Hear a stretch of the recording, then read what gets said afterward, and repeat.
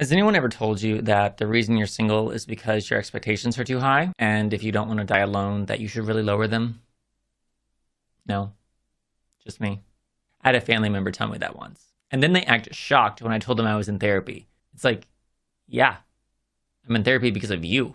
Wish I could send them the bill. It's like you break it, you buy it, right?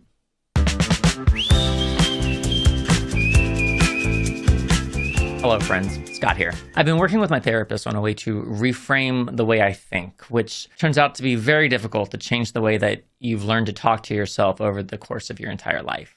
Tell me if this sounds familiar. If only I was hotter, more people would like me. If I had more money, I'd have more friends. The reason I'm single is because I don't have enough to offer.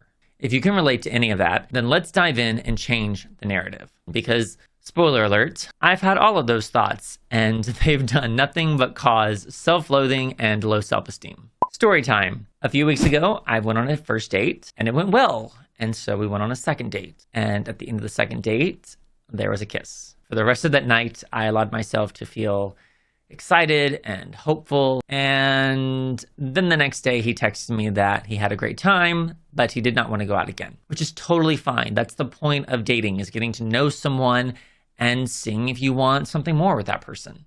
The mistake I've made, and that I've made repeatedly, is that I immediately blamed myself for not being what he wanted, not being good enough, and that I was the problem. But here's the truth that my brain doesn't tell me. The problem isn't me. I bring more than enough to the table just as I am. Repeat that all the time if you have to. I am enough. It's the problem that's the problem. So in this case, I go on these dates and it turns out that it's not a match, or it doesn't work out, or there's just not any potential there. So the problem isn't me. The problem is, how do I meet people that align with my values and that have potential? Reframing the problem from something's wrong with me, which isn't true, but it is the easiest mental pathway my brain has because it was formed super early in my life and therefore is instantly accessible. Refer to my family members' comments from earlier. We're creatures of habit, so of course my brain is going to think that first. But now when my brain does tell me that, I have to go, hold up, let's change this narrative. Let's challenge that belief because it's not true.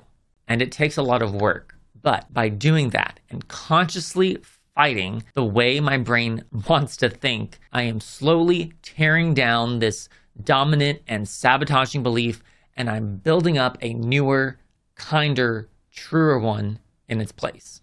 And full disclosure, I don't have the answer to this problem about how to meet men with more potential. I'm still working on that. But by already telling myself what the real problem is, I've freed myself from the weight of all that self-doubt and self-hate, and it lets me spend my energy on a problem that's actually solvable. I hope some of that might resonate with you and maybe cause you to think differently, and to remember that the problem is the problem, not you. Leave a comment and let me know if you've been given any advice or tools on how to speak more kindly and lovingly to yourself. I am always looking for new methods and points of view on how to do that.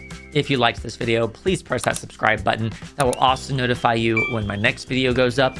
And if you would like to hang out with me live, you can find me over on Twitch at twitch.tv/ScoShow. Thanks for watching. Until next time, be kind to yourself.